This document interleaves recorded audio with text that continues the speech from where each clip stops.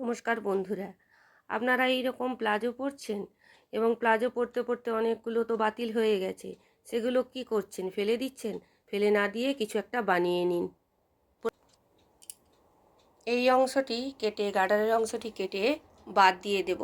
তারপর পুরো অংশটি নিয়ে আমি কাজে লাগাবো।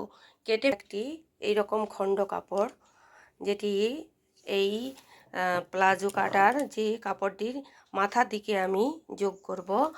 আর দেখুন, এই জায়গাটা দিয়ে যেটুকুনি ফাঁক রয়েছে, এইখান দিয়ে কিন্তু অনায়াসেই সুতো গলানো যাবে।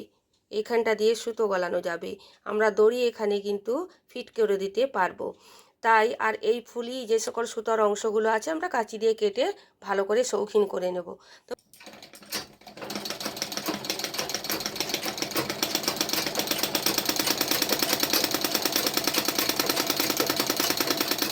এই রকম প্লিট দিয়ে দিয়ে আমরা কি করব, এই যে কাটা যে অংশটা, এই কাটা অংশটা এই প্লিট দিয়ে দিয়ে জুড়ে দেব।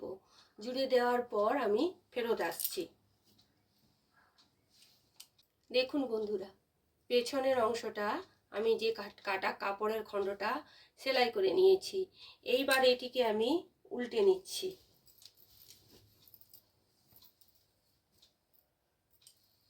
দেখুন তো এটা একটা কি তৈরি হয়ে গেল। তাহলে কিন্তু আমাদের একটা সুন্দর পা বালিশের ঢাকনা তৈরি হয়ে গেল। ঝটপট খুব সুন্দর রঙিন পা বালিশের ঢাকনা। এই রকম আপনাদের বাড়িতে অনেক প্লাজো আপনারা যারা পরেন, তাদের অনেক প্লাজো কিন্তু বাতিল হয়ে যায় এবং তার রঙগুলো খুব সুন্দর থাকে। সেইগুলিকে আপনারা এই রকম প্লাজো থেকে এরকম পা বালিশের ঢাকনা করে নিতেই পারেন। আজ বন্ধুরা, মনে করুন আপনার এইরকম দুটো সাইড অংশ আপনারা জুড়বেন। সুতো পরিয়ে নেবেন দু ফেরটায় এবং পেছনে গিট দিয়ে দেবেন। এইবার দেখুন বন্ধুরা, আমি কিভাবে সেলাইটা দিচ্ছি। এই রকম করে ধরবেন। আমরা যেরকমভাবে রান সেলাই করি, দুটো রান সেলাই নেব ছোট্ট ছোট্ট করে।